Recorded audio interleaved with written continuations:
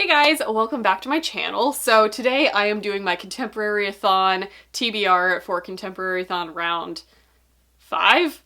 Round something. Many rounds. This is the second round for 2019 and I'm ridiculously excited.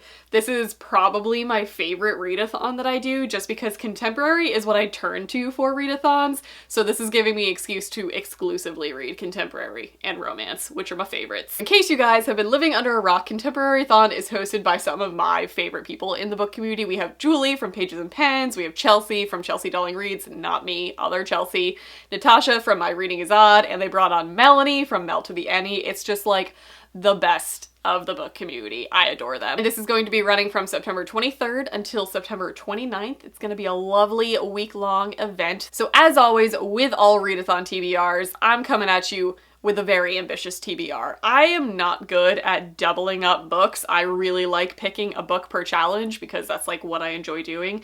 And contemporaries I can read really super fast, so I purposely try and do that. So I technically have 6 books here, so that's not 7. There are 7 challenges, but all of these are physical books that I would like to get to. So the door is open for audiobooks, and I tend to go through like an audiobook a day, so we'll see how this changes as the week progresses. So challenge number 1 is to read a 2019 release, and a bunch of these are 2019 releases, but the one I'm going with is Not the Girl You Marry by Andy J. Christopher.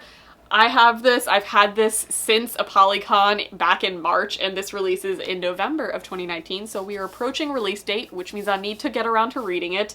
From what I've heard, this is, I think, a gender-flipped How to Lose a Guy in 10 Days type of story. So I have a feeling it's gonna be super fun. This is an adult contemporary romance. There's a little dog on the cover that looks exactly like the author's dog, so I have a feeling she drew from her own little Frenchie and put it in the book. I'm excited. Challenge number 2 is to read a book with yellow on the cover, and a lot of these could apply for it. Technically that book could apply for it, but I'm going all out, and I'm reading OCD Love Story by Corey Ann Haydu. This is a book, in case you guys didn't see my original TBR video for the month of September, this is a book that Napoleon picked for me, my goat, so I figured why not stick this into this TBR because I want to read it. He chose it for me. Good timing. Pretty sure this follows a girl who like gets real stalkery, like all of the lines that are running across says I will not stalk that boy, I will not stalk that boy, I will not stalk that boy, so I'm feeling she's gonna go a little crazy. It's probably gonna be a little cringy, but I'm here for it. So this is my yellow book. It's literally yellow everywhere. It's yellow and pink and happy. I have a feeling it's not going to be happy though. Challenge number 3 is to read a diverse contemporary, specifically diversity that is not relative to you as a person and your experiences. So for this, I am choosing All American Muslim Girl by Nadine Jolie Courtney. This one also comes out in November, so I do need to pick it up, but I believe this deals heavily with Islamophobia, and I believe our protagonist is Muslim, so I have a feeling it's going to be heavy. This is giving me Love from A to Z vibes, because I believe it deals very heavily with Islamophobia, and that book was like a masterpiece, so I'm hoping that this one will be equally as amazing. If other people define you, how can you define yourself? Ooh, this is gonna be powerful. So this is going to be my diverse book, and I have a feeling I can use this for, again, other challenges. Challenge number 4 is to read a contemporary with an illustrated cover, which is like the new trend nowadays, and for this one, I'm going with The Bromance Book Club by Lyssa Kay Adams. This has been, for some reason, one of my most anticipated books of the year. The second I heard the premise of it, it just sounded so stinking cute. It's basically about a guy who I believe is like a pro athlete, and his wife is having some complaints about their relationship, specifically sexually, so he forms a romance book club with all of his other dude friends, and they read romance books to learn how to like do the sex and do the romance with their women.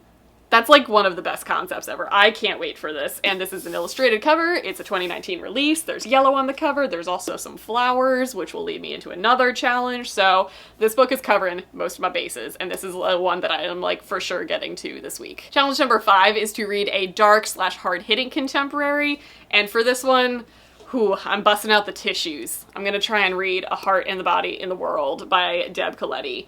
This is a book that I've had on my radar since before it was released, and basically every single review of this book is a 5-star review, and that it will just make you sob your face off. So I know it's gonna be hard-hitting. This is one of those books I have a vague idea of what the content warnings are for this book, and I have a vague idea of what the story is like, but I've also been told to go in as blind as possible for this book, so that's kind of where I am. I kind of know the direction it's going. I have an idea of what the hard-hitting things are, but I don't actually know much about the plot. So we're going with this one.